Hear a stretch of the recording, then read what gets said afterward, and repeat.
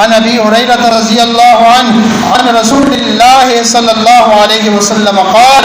ابو ہریرہ رضی اللہ عنہ سے روایت کرتے ہیں اللہ کے رسول صلی اللہ علیہ وسلم سے کہ اللہ کے رسول صلی اللہ علیہ وسلم نے فرمایا ہے اذا كانت اول لیلۃ من رمضان، جب رمضان کی پہلی رات ہوتی ہے، صفدت الشیاطین ومردت الجن، تو شیطانوں اور سرکش جنوں کو جکڑ دیا جاتا ہے، یعنی کہ زنجیروں کے ساتھ سختی سے باندھ دیا جاتا ہے تاکہ یہ اللہ کے نیک لوگوں کو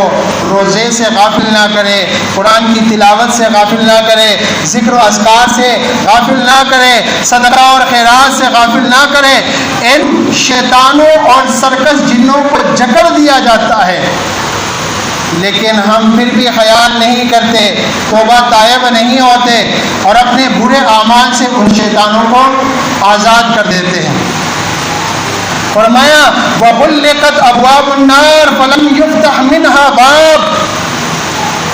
کہ اس میں آگ کے سارے دروازے بند کر دیے جاتے ہیں، جہنم کے سارے دروازے بند کر دیے جاتے ہیں اور ان میں سے کوئی بھی دروازہ کھلا نہیں رہتا، سارے دروازے اللہ نے بند کر دیے ہیں۔ تو اب توبہ کر، ان دروازوں کو ہمیشہ کے لیے بند رکھ نیک اعمال کے ذریعے۔ ایسا نہ ہو کہ اللہ نے جہنم کے سارے دروازے تو بند کر دیے اور تو اپنے کرتوتوں کی وجہ سے اور شیطان کی پیروی سے اور نفس کی غلامی سے ان دروازوں کو پھر کھول دے،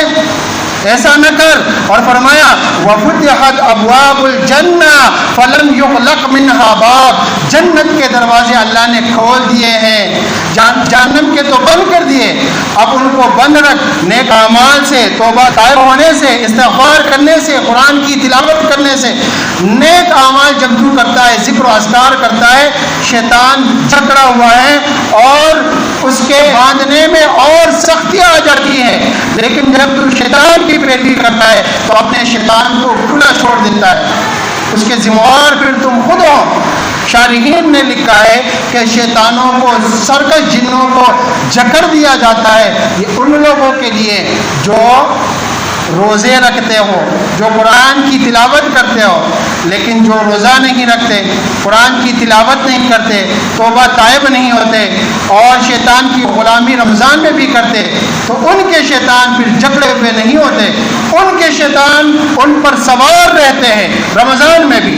اور آگ کے دروازے بند کر دیے جاتے ہیں مومنین کے لیے، صادقین کے لیے، صائمین کے لیے، روزہ رکھنے والوں کے لیے، قرآن کی تلاوت کرنے والوں کے لیے، توبہ اور استغفار کرنے والوں کے لیے۔ لیکن جو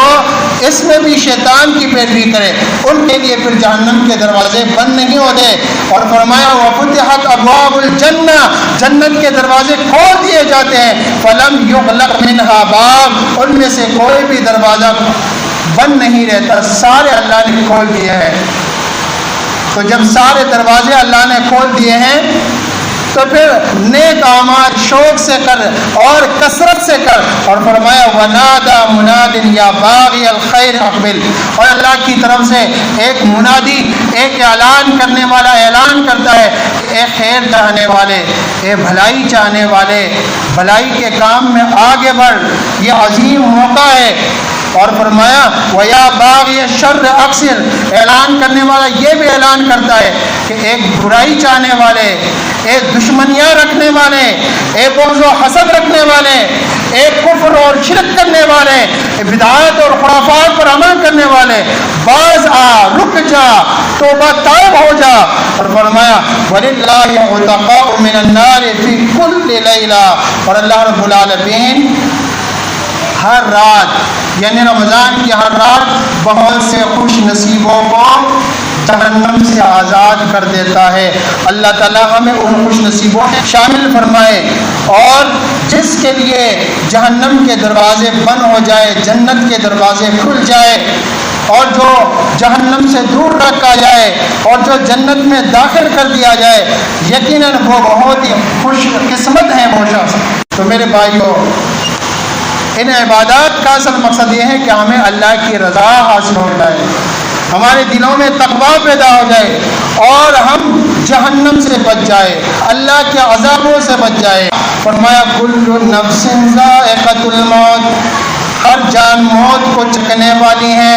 ہر نفس کو موت آئے گی، بالکل سچ ہے، حقیقت ہے۔ اور فرمایا وَإِنَّمَا تُوَفَّوْنَ أُجُورَكُمْ يَوْمَ الْقِيَامَةِ، تمہارے اعمال کا پورا اجر تمہیں قیامت کے دن ملے گا، پورا اجر قیامت کے دن ملے گا۔ شارحین نے لکھا ہے یہ بات ثابت ہوئی نیک اعمال کا بدلہ اللہ تعالیٰ دنیا میں بھی عطا کر دیتا ہے اور اسی طرح برزخ میں بھی عطا کر دیتا ہے، لیکن پورا بدلہ آخرت میں ملے گا۔ اسی طرح گناہوں کی سزا دنیا میں بھی مل سکتی ہے،